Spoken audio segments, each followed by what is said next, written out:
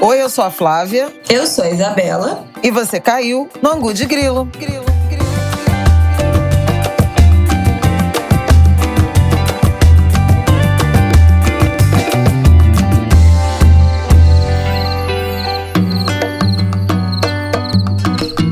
Oi, gente! Boa terça-feira, boa semana, recuperados desse carnaval, desse desfile das campeãs, das discussões da semana passada. Flávia, você está recuperada de ter desfilado em 3 escolas na mesma noite, nesse sábado das campeãs? Não. A resposta é não. Dormi um tanto. Dormi um tanto no domingo. Da cama pro sofá, do sofá pra cama. Mas ainda tô cansada, gente. Foram 17 quilômetros, mais de 17 quilômetros de deslocamento a pé na Sapucaí e seu entorno. Na madrugada entre a noite de sábado, né? E a madrugada e o amanhecer de domingo. Valeu muito a pena, mas foi cansativo, né? A última vez que eu fiz isso foi no ano de 2020. Tô quase 3 anos mais velha e mais enferrujada, então…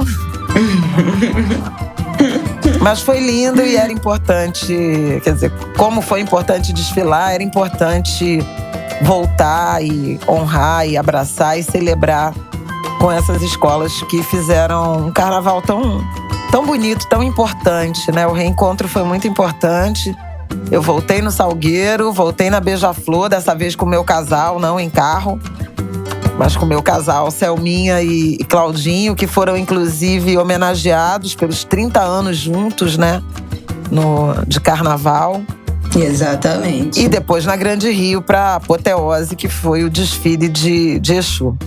E no final encontrei a outra avó do Martin. Um arraso. Dona Valéria Bastos. Não, a outra avó… Gente, o negócio nessa família é mais pra frente. Dona Valéria Bastos, a outra avó do Martin, mãe do Rafael, saiu de casa às 6 da tarde do sábado pra ir trabalhar na Sapucaí. Desfilou na Grande Rio. Depois do desfile, sabe Deus, foi pra um bar e chegou em casa 1h da tarde de domingo. Então, assim, o negócio nessa família… Eu sou a mais exausta, cheguei 8 da manhã da família. Eu cheguei 8 da manhã. Não tinha a menor condição. Ela chegou 1 da tarde. Não dá. Então, assim, é isso. O carnaval ficou pra trás. Quer dizer, agora começam as projeções, né, de 2023. O assunto tá bombando no Twitter desde as campeões, o troca-troca das escolas. Mas a gente não vai falar sobre isso aqui hoje. Vamos falar aqui, então, sobre os atos antidemocráticos desse domingo, 1º de maio, Dia do Trabalho. E também vamos falar do Dia das Mães, né? Domingo que vem. E dentro desse assunto, vou aproveitar um gancho para falar sobre um relatório da OMS que falou sobre o assédio das indústrias alimentícias e de fórmula às mães, às lactantes nas redes sociais. Muito importante da gente ter como sociedade. E no final vamos dar umas indicações aí de coisas que a gente tem assistido e lido, voltando aí ao nosso quadro de indicações. Então vamos lá.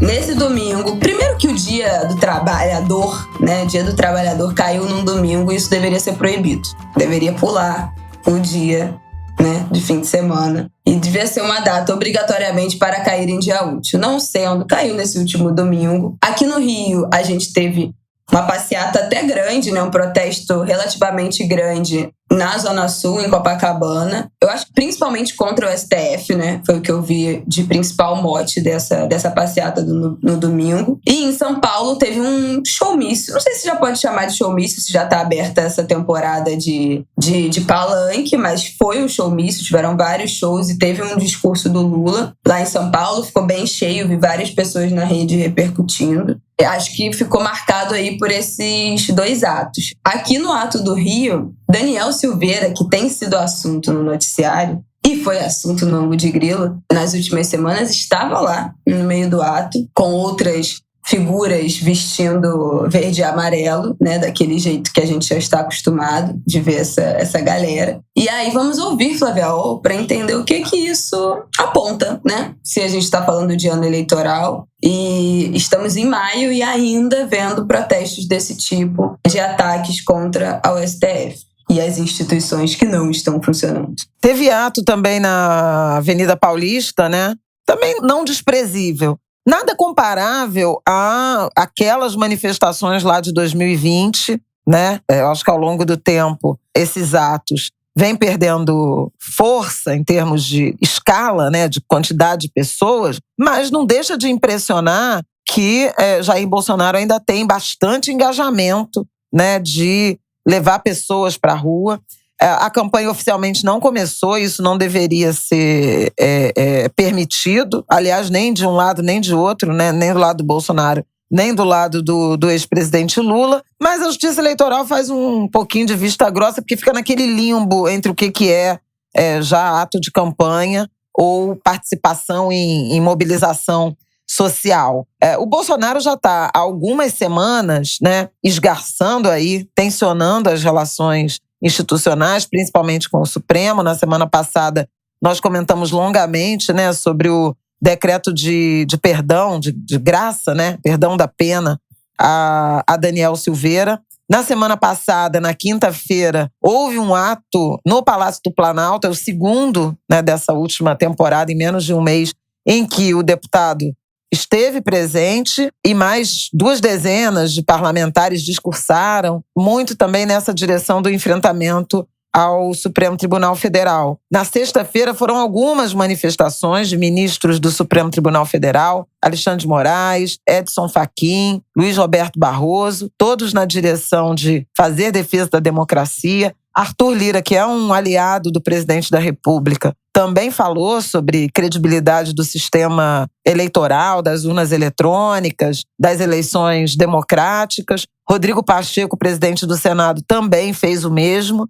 Então, a gente vê crescentemente uma preocupação com esse esgarçamento aí das instituições, em particular da relação entre o Poder Executivo, representado pelo Bolsonaro, e o Poder Judiciário, representado pelo Supremo Tribunal Federal, Tribunal Superior Eleitoral e seus ministros. É bem-vinda a manifestação dessas autoridades em defesa da democracia, mas é um sinal evidente de fragilidade da democracia quando tanta gente tem que vir a público tantas vezes para fazer defesa do sistema eleitoral e da democracia. Então, é importante estarmos com olhos, ouvidos atentos e barbas de molho em relação ao que pode acontecer nessa reta aí dos 5 meses que faltam até o primeiro turno das eleições. Eu queria chamar a atenção também para um artigo, a gente pode compartilhar na sinopse, o artigo que o Hélio Gaspari, colunista do Globo e da Folha, publicou no domingo, na edição de domingo dos 2 jornais.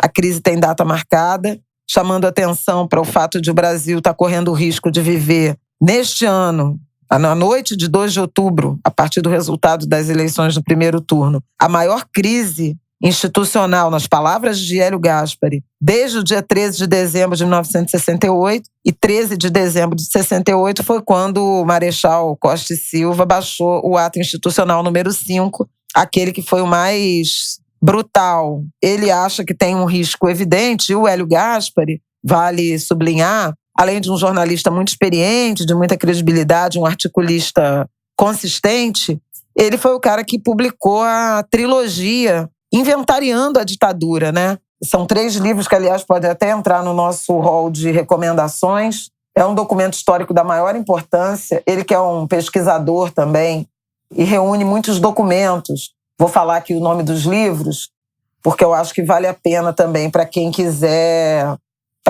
se inteirar mais desse tempo, né?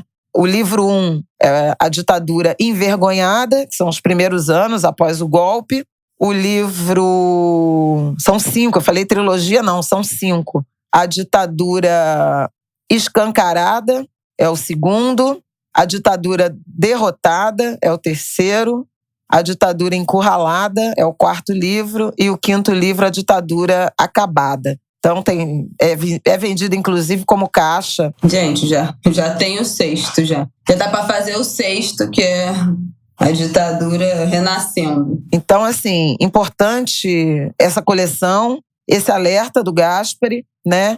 E, a partir daí, fiz esse preâmbulo, né? Essa introdução, para mencionar a questão do 1º de maio. Quer dizer, houve convocação de atos essencialmente antidemocráticos. Teve lugar do Brasil que tinha faixas, novamente, né, faixas de intervenção, pedido de intervenção militar, além dos ataques todos ao Supremo Tribunal Federal, ao STF e seus ministros. Jair Bolsonaro não compareceu presencialmente, porém, mandou vídeo lá para Paulista, né? Aliás, não, ele não discursou. Ele compareceu a um ato em Brasília, mas sem discursar, e para São Paulo ele mandou um vídeo de apoio à manifestação.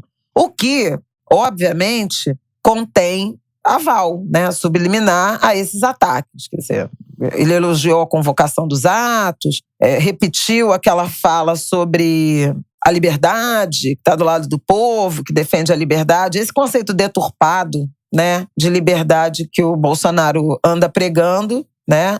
Em Brasília ele participou rapidamente, mas não discursou. Mas está entendido, né, que o presidente é signatário, entusiasta desse ambiente, né, de degradação, deterioração das relações institucionais, principalmente com o Supremo. Por isso esse temor e essa desconfiança. Por outro lado, eu queria chamar a atenção para 2 tweets que o presidente do Senado publicou no domingo, chamando a atenção, comentando esses atos, né? Ele disse curtinho, eu acho que vale a pena a gente lembrar.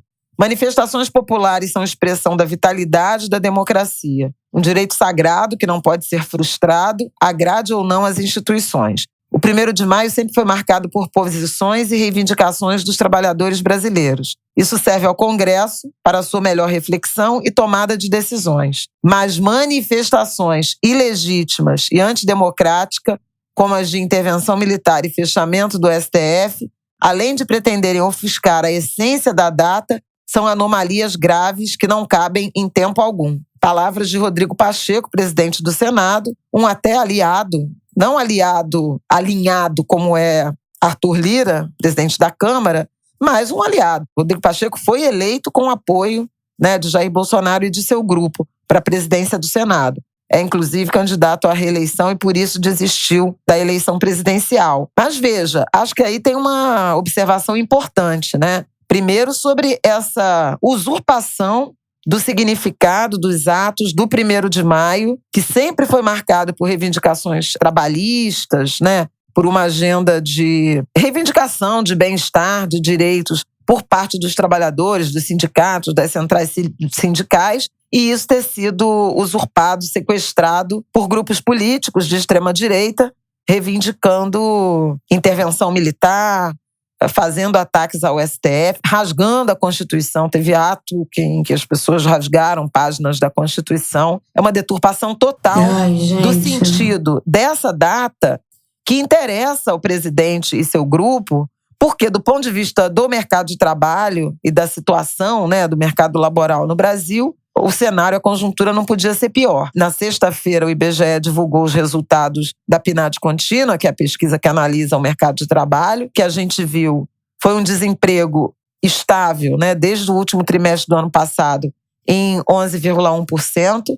São quase 12 milhões de brasileiros desempregados, mais 40% da mão de obra ocupada ainda na informalidade, portanto sem cobertura e sem direitos trabalhistas. É um número altíssimo, dos mais altos da história, e uma perda do vigor da geração de trabalho. Isso apareceu tanto no IBGE, que analisa emprego formal, trabalho doméstico, conta própria, sem carteira assinada, a perda total no número de pessoas ocupadas e, portanto, de vagas, beirou 500 mil no 1º trimestre desse ano. E o próprio CAGED, que é aquele cadastro de demissões e admissões formais, né, com carteira assinada do Ministério do Trabalho, também mostrou uma perda de vigor. No mês de março foram gerados 136 mil empregos e, em março de 2021, um ano atrás, foram 153 mil.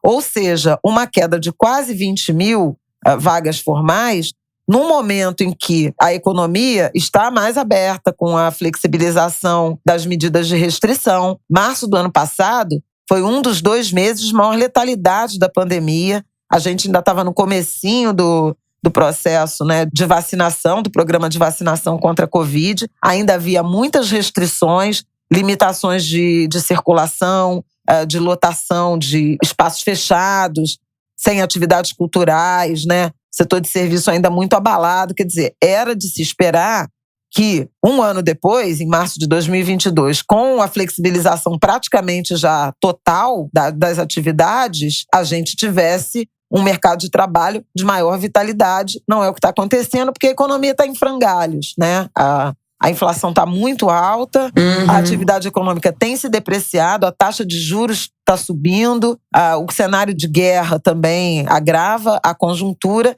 Então, a gente tem um 1º de maio com condições muito precárias no mercado de trabalho e essa agenda que deveria ser de reivindicação, de mais qualidade nos postos de trabalho, de maior número, de maior qualidade, melhor remuneração, a renda está caindo 9% em 1 ano por conta desse aumento da inflação. O que a gente viu foi essa data e o significado dessa data sendo usurpado a atos golpistas. É uma loucura. A sensação é que o povo tá anestesiado, assim. Eu não acho difícil entender, mas eu acho difícil explicar como no Brasil, com a economia do jeito que tá, com o empobrecimento da população, com o empobrecimento do salário mínimo, do poder de compra, com a fome, ainda assim a gente não enxerga, não vê, não existe manifestação em que esse povo, em que essa galera que está de fato sofrendo com o valor do salário mínimo, que não consegue, que já tem que substituir ou deixar de comer por causa da inflação dos alimentos, essas pessoas não se manifestam. Quem a gente vê nessas manifestações, seja pró-governo, contra-governo, seja no showmício do Lula, seja em manifestação contra o STF, seja nos atos que tiveram, os pequenos atos do Dia do Trabalhador, não é a galera que necessariamente ganha um salário mínimo, tá passando fome, tá tendo que priorizar, escolher o que comer, tá tendo que mudar a lista de compras. E aí eu fico muito... Não é surpresa a palavra, mas é eternamente impressionada de como o Brasil foi um país que tem muito sucesso nesses pequenos crimes, nesses grandes crimes, na verdade, que a gente fala que é o racismo, que é o crime perfeito, mas a batalha de luta de classe aqui também é o crime perfeito. A população voltou para a miséria, as pessoas não têm o que comer, um botijão de gás é 10% do salário mínimo e ninguém quebra nada, e ninguém se manifesta. Outro dia teve aqui no Rio um supermercado foi saqueado. Eu acho que foi o primeiro ato que eu vi assim, de desespero nesses tempos, né? Mesmo durante a pandemia, as pessoas sobrevivendo com auxílio emergencial, as pessoas passando fome. E a nossa população é completamente anestesiada, né? Pela forma como a gente foi educado. A gente não acredita em manifestação do povo. A gente não acredita de que o povo é capaz de pautar, de encurralar o governo. A gente não acredita nisso. A gente não acredita que a eleição é capaz de melhorar ou piorar o país, né? O que diz a maior parte da população? É tudo igual. É tudo igual. Né? 30% de abstenção, as pessoas não vão votar, não precisa votar, né? O voto é obrigatório, mas ninguém vê necessidade, é tudo a mesma coisa, esses caras são tudo farinha do mesmo saco. Então, é um nível de desesperança com os governos, com uma possível mudança através do clamor popular, uma anestesia completa, uma apatia social, assim, que é muito chocante. Eu não canso de me surpreender, a gente fica sempre, né? Meu Deus, o que mais falta acontecer para todo mundo ir para a rua? O que mais falta acontecer para as pessoas que estão sendo as mais prejudicadas se rebelarem? Mas é uma sensação assim, eu acho que é uma impotência tão profunda e é uma anestesia tão profunda que vai agravando, né? Não tem um freio. E ontem viralizou no Twitter a imagem do 1º de maio na França, que sei lá, já tinha uns troços pegando fogo lá. E a gente sempre fica nessa, né? A gente já fez essa comparação aqui, essa comparação não é uma comparação... não é simétrica, né? Porque a gente sabe que as forças policiais brasileiras não se comparam com nenhuma outra do mundo, e o Brasil tem um tesão no patrimônio, é uma força policial que existe para proteger o patrimônio, o bem, né, imóvel, então é isso, não pode quebrar vidraça, não pode incendiar carro, é uma força policial que existe para proteger esses bens e não nem de longe proteger os direitos das pessoas, mas é muito sintomático, assim, de um povo que foi educado para ser submisso, para aceitar todas as condições, para não acreditar na democracia, para não acreditar no voto, para não acreditar nas instituições que deveriam nos proteger, e é um desamparo total. Eu acho que são símbolos, isso para mim simboliza muito o que o nosso povo brasileiro, quanto a gente se sente desamparado, né, como população. Como não adianta, a sensação que eu tenho é essa, não adianta a gente gritar, não adianta a gente se manifestar, não adianta a gente reclamar, porque nada vai mudar. Quem acreditar ainda ou quem for votar pelo menos obrigado, cabe a gente simplesmente torcer e ser otimista para que os governos que vão entrando melhorem alguma coisa. Mas é muito triste como a gente acaba num lugar de muita passividade, com essas tantas violações que são sistematicamente feitas na nossa população. Tem várias questões. Tem várias questões para isso, né? Primeiro, essa crise mesmo muito aguda, em que as pessoas têm que, popularmente dizendo, vender o almoço para comprar o jantar. Muita precarização e é muito difícil essa articulação. É isso, é uma anestesia, não tem... Como é que você vai pensar em se manifestar, em se articular, se você não tem o que comer, entendeu? Se você tem que escolher se você vai almoçar ou se você vai jantar no dia.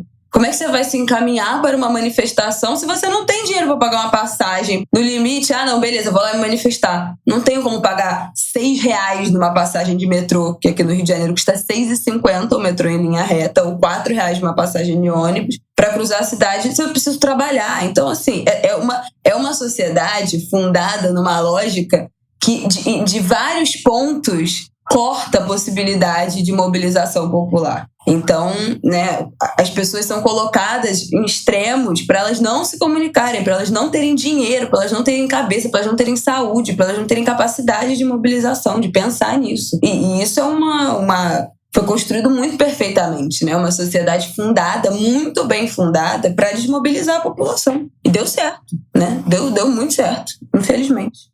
Falta letramento, né, político.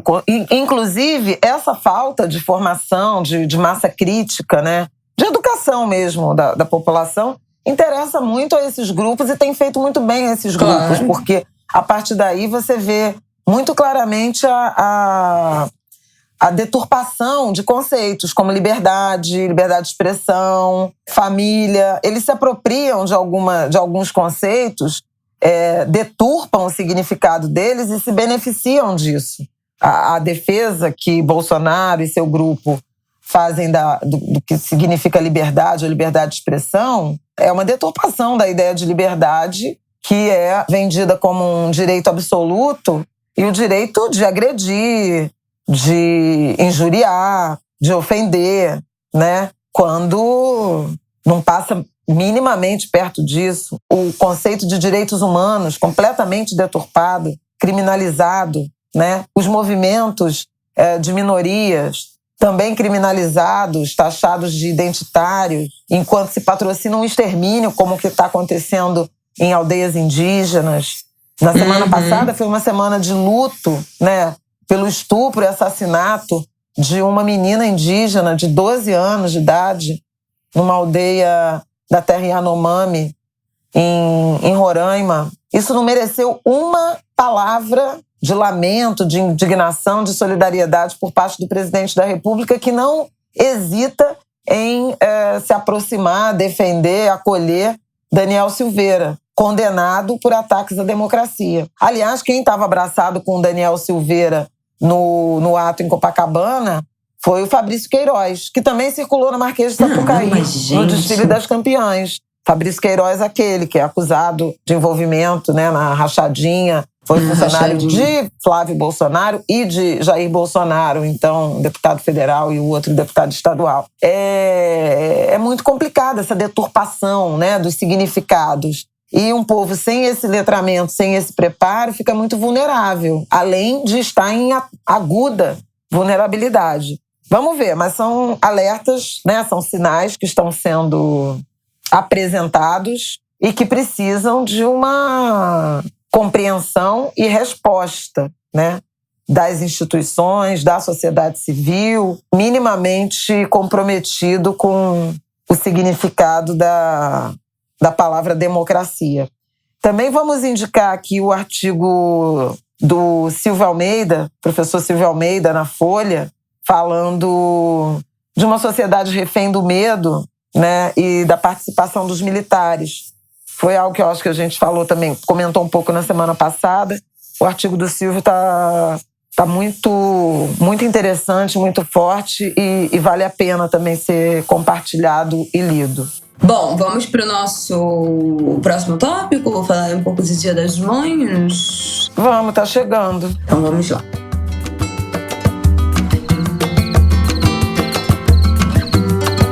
Bom, domingo, Dia das Mães. Nem sei, gente, eu queria falar de Dia das Mães aqui porque, né, como uma recente mãe, meu segundo Dia das Mães com um bebezão fora da barriga. Eu descobri a gravidez uma semana antes do Dia das Mães de 2020. Então já, entre aspas, mais ou menos comemorei ali, né, em 2020. Ano passado o Martin tinha 5 meses. E agora o meu segundo Dia das Mães. Eu vou chegar lá no assunto que eu queria falar, que eu acho importante a gente falar da amamentação, mas eu acho que... O que eu tenho pra... Bom, pessoalmente, eu acho que eu já falo tudo, né, nas redes sociais. Vocês já sabem que eu falo aqui, que eu gosto muito de ser mãe, eu sou muito feliz sendo mãe. Foi um sonho que eu realizei. Não é fácil. Semana passada tive um dia que eu odiei cada segundo da maternidade, porque, né, a privação do sono, quando ela vem, ela, pra mim, é dilacerante, é a pior das coisas da maternidade. Pra mim, me mostra a pior pessoa que eu posso ser. Então, também é muito difícil, também é muito angustiante. E eu acho que nesse Dia das Mães, a gente falou recentemente sobre o bar lá em São Paulo, né, que proibiu a entrada das mães. Na semana, tem umas 3 semanas que o Boticário fez uma campanha nas redes sociais que foi bastante criticada por muitas mães, porque eram fotos, né, dessas mulheres carregando um papelzinho escrito culpada. E aí na legenda elas falando sobre o que elas seriam culpadas como mães. Então, eu sou culpada, me sinto culpada, eu fui culpada, julgada por outras mães. Na verdade, não era nem culpada a palavra que eles deveriam ter colocado. Era julgada.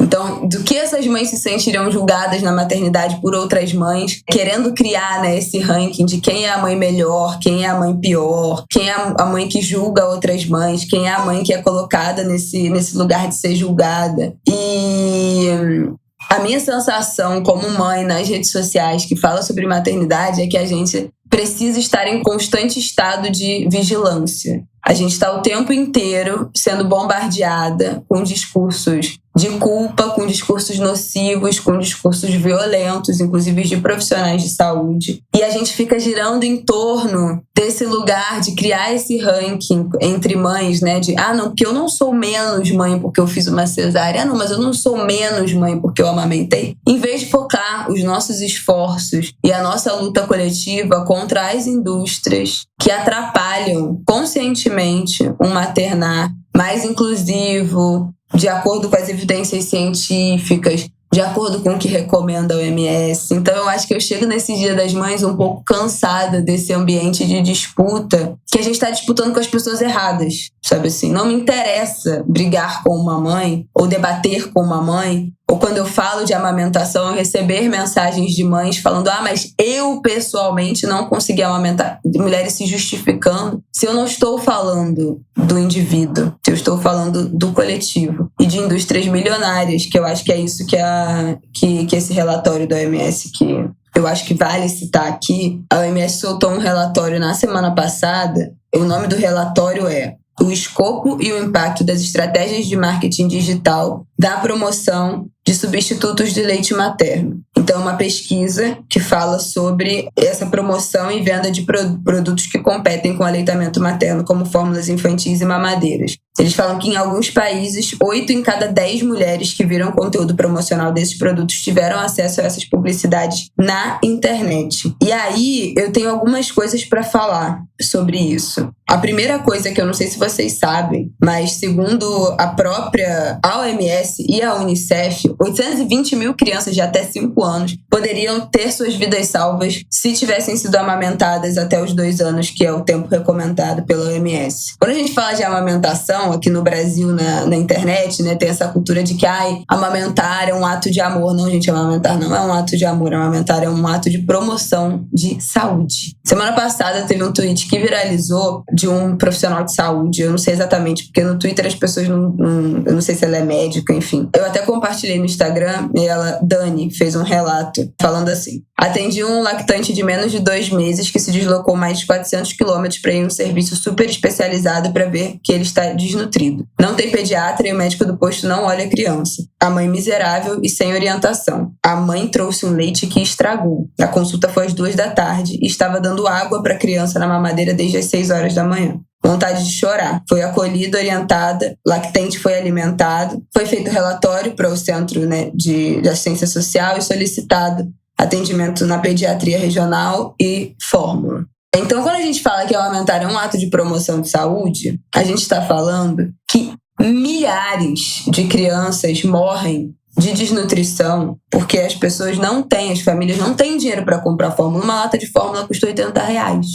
E, idealmente, se você oferecer da forma correta, a quantidade correta, ela dura mais ou menos 1 semana. Quem são as famílias que têm condição de pagar R$300 por mês só de fórmula infantil? Então as pessoas não pagam, as pessoas dão mingau de maisena, as pessoas dão água, as pessoas dão suco, as pessoas dão cremogema, as pessoas dão leitinho, as pessoas dão composto láctico, né, que é esses leites que tem açúcar e tal, que é o fast food dos bebês. As pessoas não têm condição de dar a fórmula corretamente. E tem mais uma questão. No Brasil, em vários lugares do mundo, mas no Brasil, a gente tem um problema de saneamento básico. Se você for preparar fórmula com água suja, água que não é potável, essa criança pode morrer de infecção. Isso é uma coisa que acontece muito. Então, quando a gente fala que a amamentação é uma questão de promoção de saúde, não é de amor, é sobre isso que a gente está falando.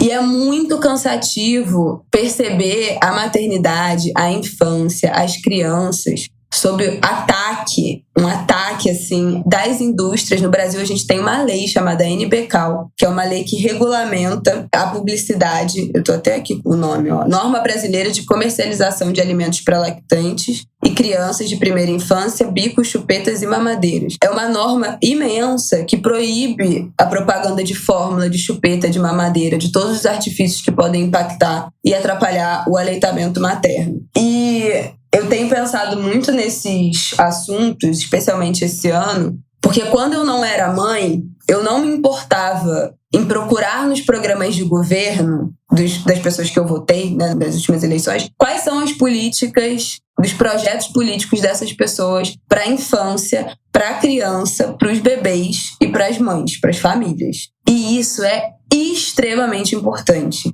A gente já falou aqui, eu tô fazendo uma salada de assuntos, mas a gente já falou aqui no Ângulo de Grilo, na pandemia, muito sobre como as famílias foram impactadas por conta do fechamento das escolas e das creches. A gente já falou aqui que muitas cidades, o Rio de Janeiro tem um déficit de creche imenso. Tem 20 mil crianças na fila para creche no Rio de Janeiro. Isso é um impacto direto na vida das famílias, isso é um impacto direto na independência financeira, na profissionalização, na possibilidade de trabalho, de crescimento de carreira de mulheres que têm filhos. E a gente fala muito aqui, a gente já falou aqui, né, recentemente, do bar que exclui crianças em São Paulo, e como isso é um impacto na socialização, na saúde mental das mães, como isso é um desrespeito à infância, como isso é um desrespeito à criança, né? O olhar a criança como um ser humano, como isso vai contra todas as práticas de socialização, de integração à criança à comunidade. E aí eu tenho pensado muito isso, assim, eu vou escolher meus candidatos, vou olhar, né, meus candidatos a Deputado não, esse ano não. Deputado. Vereador. Deputado federal, deputado Não. estadual, senador, governador, Deputado, presidente.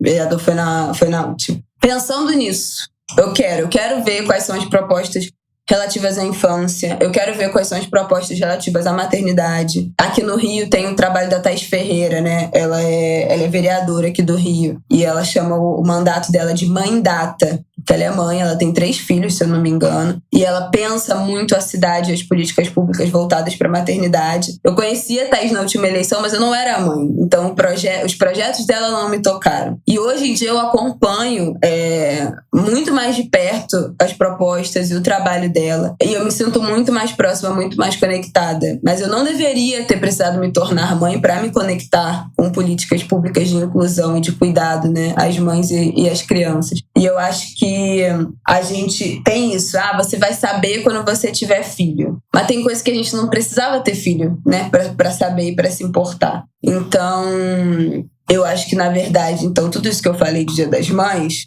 é um apelo a quem não tem filho, a quem não convive com criança. Mais um apelo dos que eu tenho já feito aqui, do que eu tenho já feito nas minhas redes. Mas para que a gente, como sociedade, enxergue as mães, enxergue as crianças, enxergue os bebês como cidadãos dignos de políticas públicas, de um olhar para ser integrado na sociedade e na comunidade. Porque a minha sensação é que as mães estão sendo cada vez mais apartadas e cada vez mais brigando entre si por conta dessas fagulhas e dessas sementes que são plantadas por essas indústrias. Essa falsa polêmica do quem é mais mãe, quem é menos mãe.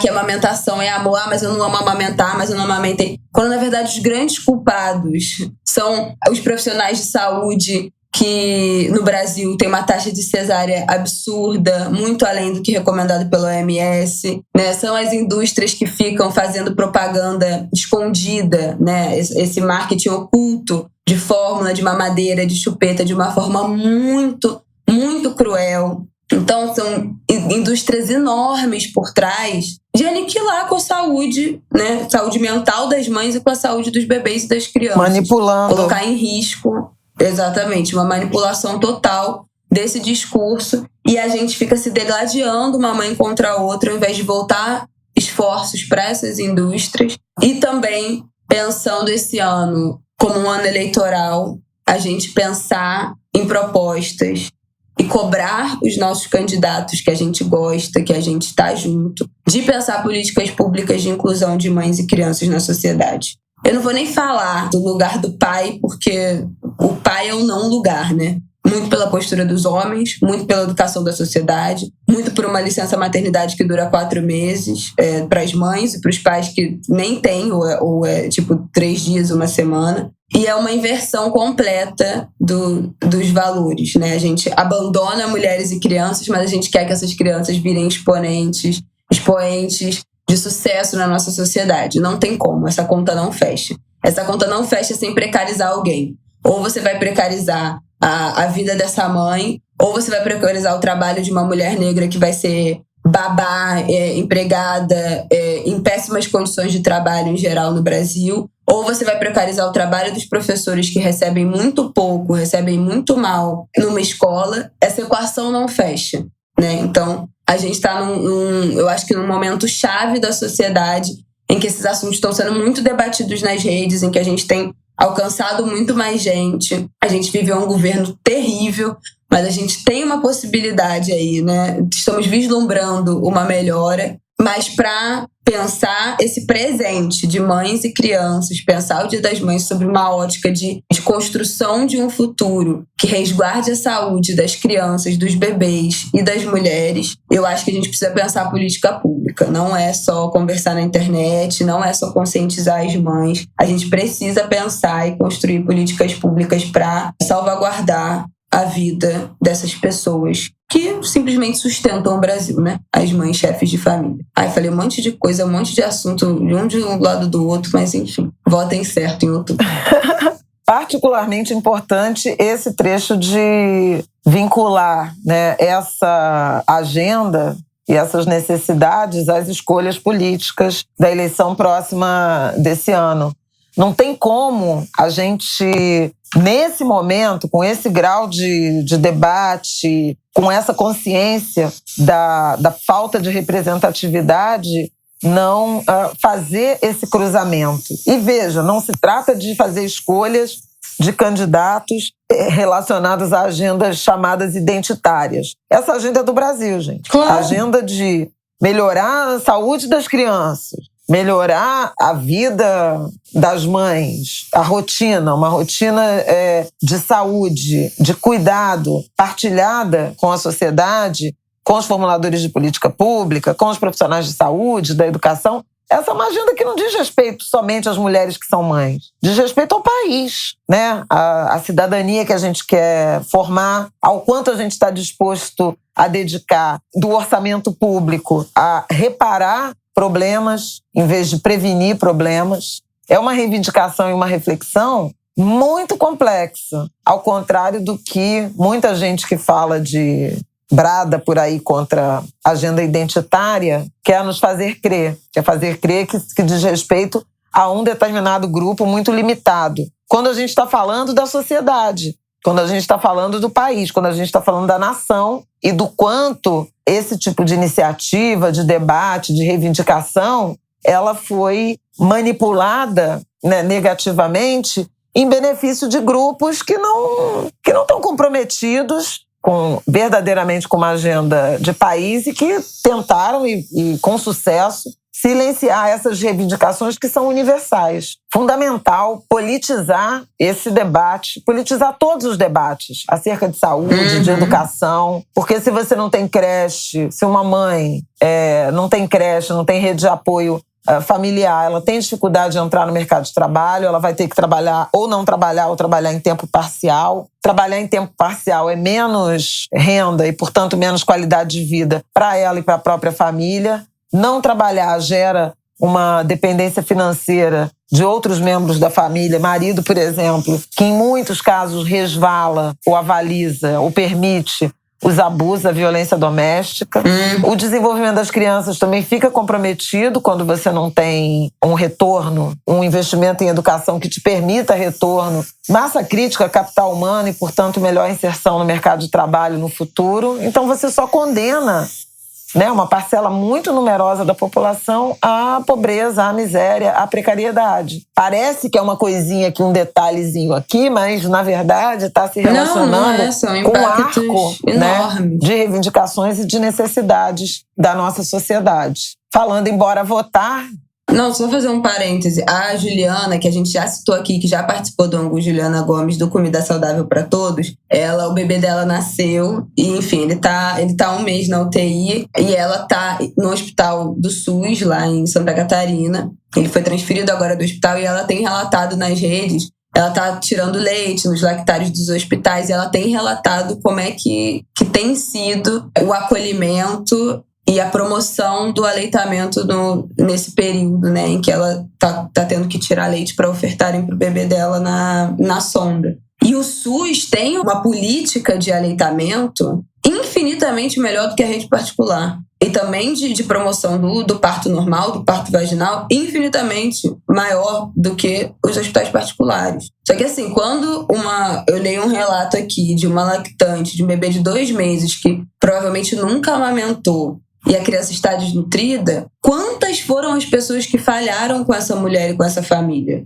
Porque existem muitos caminhos entre você amamentar exclusivo desde o primeiro dia e você não amamentar e dar água para o seu bebê tomar. Você pode amamentar com um peito só, você pode fazer aleitamento misto com fórmula e com leite materno, você pode ordenhar e oferecer de outra fórmula se você não consegue botar o bebê no peito. Você pode estar cadastrado num banco de leite. Tem tantas camadas que o nosso sistema de saúde e as recomendações da OMS promovem para a gente pensar, em primeiro lugar, a saúde da criança, e todas essas são sistematicamente desrespeitadas. E o debate é passado como: não, eu sou mais mãe ou eu sou menos mãe porque eu consegui ou não amamentar. Isso não é relevante. O individual não é relevante. O que está nas redes sociais não é relevante. O que é relevante são essas mulheres da vida real que podem ter os seus bebês mortos aos 2 meses de idade porque tá dando água suja para uma criança. Então, a gente é um reducionismo constante e isso é excelente para essas indústrias, isso é excelente para esses governos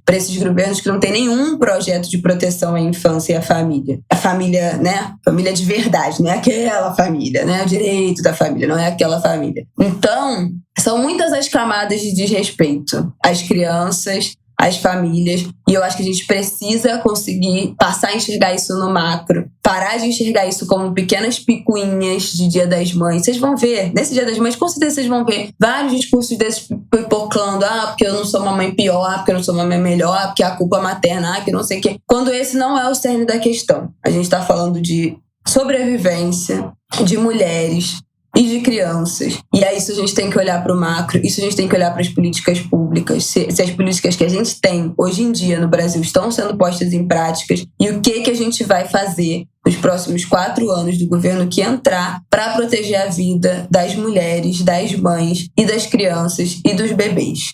E se você quiser votar num candidato homem de esquerda, não sei o que, não, porque é o cara que você gosta, esse cara também tem responsabilidade em pautar a infância e a família. Ele tendo filho, ele não tendo filho, isso é um problema de todos nós. E são soluções que todos nós devemos contemplar como, enfim, candidatos e como sociedade civil. Então, cobre do seu candidato, não importa se é mulher, não importa se tem filho, não importa se tem sobrinho, não importa se é mãe, se é pai. Todo mundo tem que ter no seu programa de governo uma parte pensando em infância, pensando em família. É isso que eu queria dizer. Enfim, um ângulo de grilo de reflexões ainda muito misturadas, porque eu não sei o que vem aí, quais serão as próximas polêmicas do Dia das Mães nessas redes sociais. Mas é muito cansativo, porque a gente fica o tempo todo, tipo assim, achando pelo em ovo, quando nossos problemas são muito maiores enquanto sociedade, enquanto um país que voltou para a miséria, né? Então, que tem de novo criança morrendo por desnutrição, que tem de novo criança... Enfim, tudo que a gente já sabe. Nossa, feliz Dia das Mães, né? Se possível for, né? Nossa, pois é. Depois disso... Se der pra ser feliz... Um beijo a todas as mães. Pelo menos no domingo 8, quero dizer da minha alegria com a maternidade ou com a maternagem. Ai.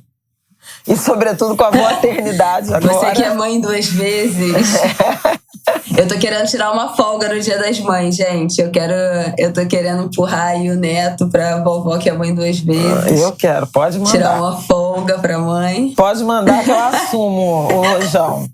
Hoje eu fui convidada a refletir se eu tivesse que escrever um bilhete pra você e pro Martin, pra vocês abrirem daqui a 40 anos, o que eu diria. Meu Deus, de onde é que veio isso? E até fiquei emocionada com isso. Um documentário que está sendo produzido sobre esse nosso tempo. 40 anos é coisa dessa, né, gente? E aí eu falei, olha, não sei se serei vencedora, mas não tenham vergonha do que vocês são, porque estive do lado certo das lutas. E tenho certeza que vocês também estarão. Então eu acho que é uma grande alegria para uma mãe e para uma avó, né, manter esperança, ativismo, atuação política, institucional, responsável e saber que seus descendentes estão na mesma caminhada. Deve ser horrível, né? Você dá à luz a uma pessoa que depois se torna um extremista, intolerante, racista, misógino. Eu penso muito no pai do Sérgio Camargo. Meu Deus, que horror. Então, eu sou muito grata pela minha descendência. Sou grata pela minha ancestralidade, mas sou grata também pela minha descendência. Você fez um bom trabalho. Por isso que vale a pena celebrar. Fabel, você fez um excelente trabalho. E eu estou aí no caminho. Mas por isso que vale a pena celebrar essas datas, né? Por mais que sejam datas comerciais, né? Com sentido muito comercial, de vender presente. Não é sobre isso, né? E é importante usar essas datas também para expressar afeto, gratidão, orgulho, porque não é tarefa simples, né? Criar filho, criar filha, sobreviver. Tantas mães que estão órfãs de seus filhos, né? E filhas. Então não é trivial. Então parabéns às mães, às avós e às filhas angulers que que estão também trilhando um caminho bonito pelo lado certo da história. Dando orgulho pras véias. Dando orgulho pras véias. Não, gente, eu acho que é isso. Eu acho que é um dia da gente que é mãe também se botar pra cima. Eu falo sempre que eu me acho uma mãe maravilhosa. Já falei aqui no ângulo várias vezes. Eu não sou isenta de erros, mas tenho certeza que estou fazendo um excelente trabalho, muito melhor do que eu imaginava que faria. Eu acho que eu estou extremamente satisfeita com o meu desempenho. E eu acho muito importante que a gente, como mãe, se olhe com compaixão também, com respeito, com gratidão, com compreensão das nossas falhas, com autopiedade. Porque é isso que move a melhorar, né? Não ficar presa na culpa, não ficar congelada, não ficar paralisada pelos erros. E eu sou muito feliz, muito grata pelo meu filho lindo, maravilhoso. E muito satisfeita com o meu desempenho na maternidade. Eu também estou satisfeita com o seu desempenho na maternidade. Bom, vamos para a nossa indicação? Bom, eu tenho para indicar o especial da Netflix, da Oprah, entrevistando Viola Davis. É um especial de 40 minutos. A Viola tá lançando uma autobiografia e aí a Oprah entrevista ela um pouco sobre essa autobiografia, né? Vai passando ali um pouco sobre a vida dela. Eu não tinha a menor ideia da história de vida da Viola Davis. Eu fiquei muito surpresa, assim. Uma história muito difícil, de muita miséria, de muitos abusos, de muitas violações, muita violência. Ela começa falando que ela resolveu escrever esse livro porque ela chegou no momento da vida dela que ela se via meio... Tipo assim, eu tinha uma expectativa do sucesso, eu atingi esse sucesso e eu me sinto muito pressionada, eu me sinto cobrada, eu sinto que as pessoas não respeitam meus limites e eu perdi um pouco do meu propósito. E aí ela resolve fazer esse resgate da própria história para entender qual é de fato o propósito dela nesse momento de vida em que ela conquistou tudo, né, gente? Ela foi indicada a Oscar, ela ganhou Emmy, ela ganhou Tony, ela é uma das, se não a maior atriz negra da atualidade em exercício. E ela faz esse passeio, né? A Oprah leva ela a voltar em alguns momentos dessa história de vida dela. Quais foram os pontos marcantes, quais foram essas dificuldades. E ver duas mulheres ali de excelência conversando, né? Duas mulheres negras. É muito... Você fica com muita vontade de ler o livro, porque a entrevista é muito cortada. Então, tem vários momentos ali que dá uma instigada para ler. E eu acho que vale. É uma história que eu acho que é muito próxima de muitas mulheres negras. Os questionamentos que ela se faz nesse momento da vida, eu acho que também é muito próximo de muitas mulheres negras que atingiram esse dito sucesso. Aí é sempre bom ouvir Viola Davis falar, né? Se tivesse 3 horas, você via as 3 horas sem nem sentir. Recomendo muito, tá na Netflix, é excelente. Eu assisti também, me emocionei profundamente. Viola é uma mulher da minha geração, né, que enfrentou desafios muito parecidos com desafios que eu enfrentei para existir, né, para se tornar visível.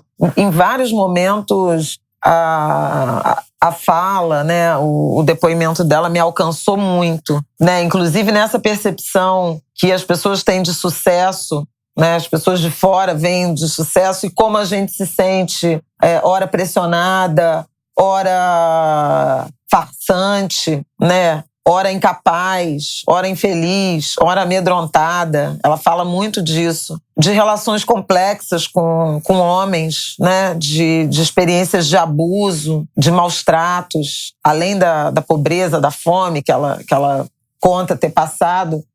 De a trajetória com propósito, de como ela usou o trabalho, né? E personagens para exercitar o próprio autoconhecimento. É muito, muito bonito. E como ela se apresenta também como uma mulher de fé, de um jeito diferente, obviamente, do meu. Mas tem um trecho que ela fala dos homens com quem ela se relacionou e alguém chama atenção para ela sobre o quanto eles são a mesma pessoa, como eles eram a mesma pessoa. E alguém manda ela rezar, né? E ela vai... É muito boa. Que ela fala, essa parte é muito boa. Vou rezar. E aí fala assim, você seja bem específica do que você quer. E aí ela reza por um tipo físico. por um homem com filho, pra ela não ter pressão. Ele quer que seja alto, que ele pratique esporte. Eu cheguei em casa, me ajoelhei e pedi pra Deus. Deus, eu quero um big black guy. Achei maravilhoso. E ela falou bem objetivamente que queria um homem alto, que queria um homem que praticasse esporte, pra ela ter uma outra relação com a vida, que ele já tivesse filho, pra ela não ser pressionada a isso. E olha só, isso aí é um bagulho que dá certo, tá? Porque eu conheço uma menina da minha idade que fez esse negócio que é pra você fazer uma lista e mentalizar. Vai, você reza pra Deus, pro universo, mentaliza. E ela fez uma lista de tudo que ela queria, tipo, aparência, qualidade, gosta disso, gosta daquilo, nananana. E apareceu na vida dela um cara exatamente assim. E ela fala, eu não botei que eu queria um cara com cabelo e a única diferença é que ele é careca. Então, assim, tem que ser muito específica mesmo. Porque ela falou, eu fiz toda a lista, ele bateu em tudo. A única coisa que eu não botei era de cabelo e ele é careca. Então, assim, gente, façam essa lista, mentalizem que o negócio acontece. Não, e é lindo. Sejam específicos. E é lindo, realmente, é lindo esse diálogo. Um diálogo amoroso, né? Entre duas mulheres negras. É numa casa da Oprah. Fiquei louca também com as plantinhas. Tem várias que eu tenho, inclusive. Tem uma raindrop que parece com a minha pileia. Não é pileia, é raindrop. Mas tem maranta nos cantos. Então, achei assim tão bonito o vestido que a Viola tá usando. E as cicatrizes que são visíveis nela, sabe? De estria nos braços. É tudo tão verdadeiro, sabe? São duas mulheres que não estão fingindo. É muito legal. E eu lembrei da Thaís falando do encontro que teve, né, com a Viola. Também, se a gente achar essa entrevista, um depoimento que a Thaís fala do encontro que ela teve, que a Viola achou ela no Instagram, eu acho, e falou, quando você vier nos Estados Unidos... Pois é. Eu nem sei se foi pra mim naquela entrevista de Marie Claire, mas eu lembro de ter visto ou ouvido isso. E que aí procurou ela, eu acho que ela já falou mais de uma vez, falou com ela no Instagram e ela disse, quando você vier aos Estados Unidos, sei lá, não me lembro qual é o lugar que a Viola mora. Não sei se é Los Angeles ou Nova York. Los Angeles. É Los Angeles, né? E aí a Thaís, quando foi pra gravar umas coisas, não sei o quê, mandou uma mensagem dizendo, eu tô aqui até tal dia, não sei o quê. E no dia seguinte ligou um cara dizendo que era agente, sei lá, assessora, Viola, que ela ia recebê-la. E recebeu em casa, num café da manhã, e tava ela, o marido. Isso foi tão determinante pra Thaís também mudar um pouco da vida, né? Que ela também fala disso, que a vida dela...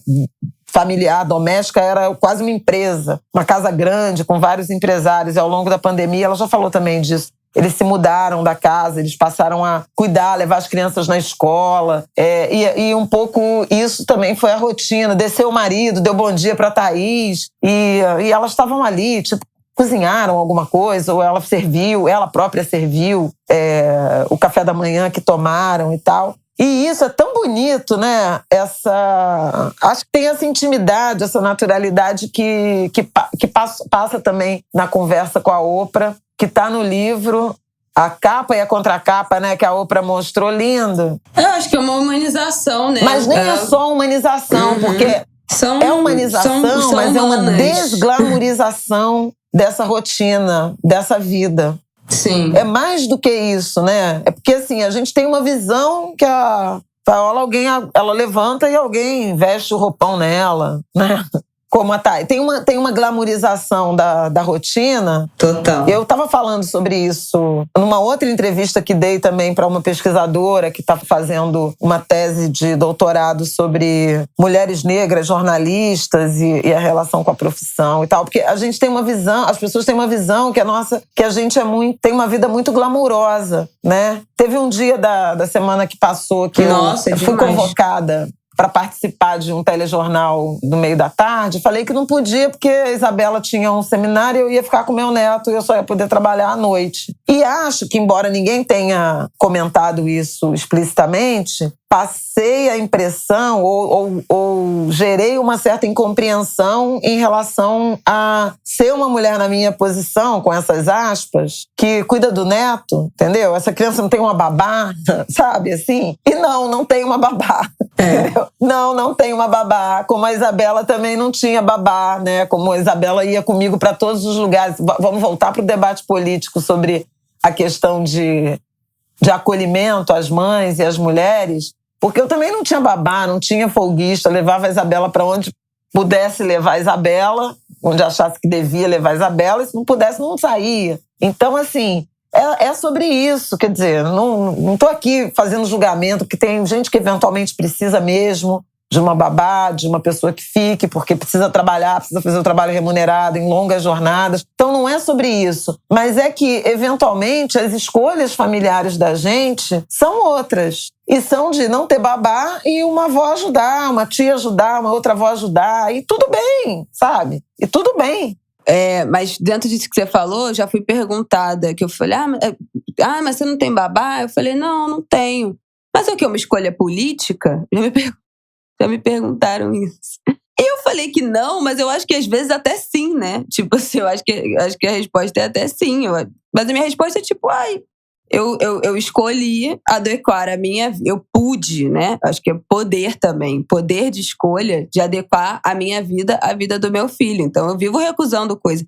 Mas 5 da tarde não dá. 5 da tarde eu tenho que estar em casa, que é a hora que eu vou buscar meu filho na creche. Não, mas de manhã nesse horário é a hora que eu vou levar ele na creche.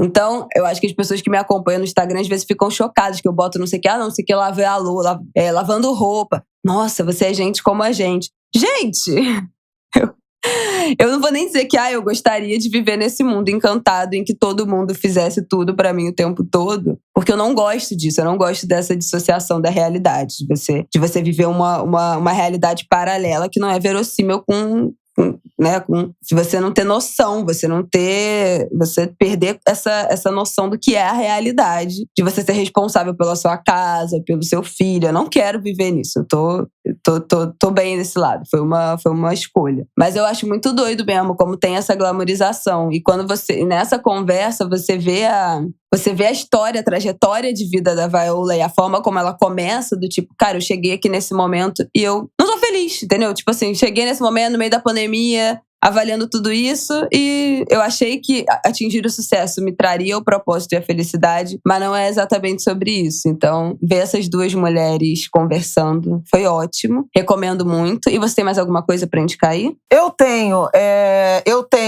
Saiu um livro novo da minha querida Eliana Alves Cruz, chama Solitária. E é engraçado, porque tem a ver com essa questão do trabalho doméstico. Até semana que vem. Até se junta um pouco no que a gente está falando. Eu ainda não li, vou começar a ler. Agora que eu entreguei todos os prefácios que eu devia, não vou mais aceitar nenhum. Vou começar vou resgatar o meu prazer para...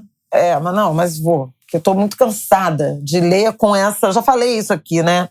De ler com essa obrigação de escrever alguma coisa inteligente, ler por obrigação. Eu quero resgatar o meu prazer com a literatura e vou começar pela Eliana, que eu amo os livros dela, já falei várias vezes aqui. Depois até a gente pode pedir a ela algum comentário, deixa eu ler, que eu acho que vai valer a pena a gente ter um diálogo com ela sobre isso, então recomendo. E ontem, domingo, né, terminei de ver um documentário com o Aidan, bem interessante, Cuba e o Cameraman, tá na Netflix. Para quem se interessa por Cuba, por essas reflexões, é um pouco americanófilo, claro, porque o cara é um cameraman americano, mas ele desenvolve uma obsessão por Cuba e ele visita dezenas de vezes a ilha ao longo de 30 e poucos anos, de 1974 a 2016, e ele vai visitando, tentando reencontrar os mesmos personagens. Então ele acompanha a vida de várias famílias, né? Incluindo Fidel Castro, que dá uma entrevista com ele lá no primeiro episódio, que ele encontra em alguns momentos, e encontra no fim da vida. Fidel, meses antes de morrer. É muito interessante o documentário, em que pese, assim, em alguns momentos, fica aquela coisa, mas... Você não... Às vezes é condescendente e às vezes como é que eu vou dizer? Pretencioso. em relação à vida nos Estados Unidos. Mas vale a pena ser visto. E é interessante, quando ele vai nos anos 70, ele é de Nova York, aí ele traça um paralelo na agenda política de Nova York, que não tem assistência à saúde, que está com dificuldade de habitação e de acesso à educação. E ele vai para Cuba, que eu acho que é quando ele vai pela primeira vez, e vê todas as crianças na escola, tinha um serviço de saúde universal e gratuito, a moradia, que você paga valores módicos e tal. Mas, claro, que é uma época em que Cuba recebia muito dinheiro da antiga União Soviética. Então, tinha condições financeiras. Vou botar aqui na nossa sinopse já. E depois a crise dos anos 90, que é avassaladora. Enfim, muito interessante o documentário. Chama Cuba e o Cameraman. Arrasou, Flávia.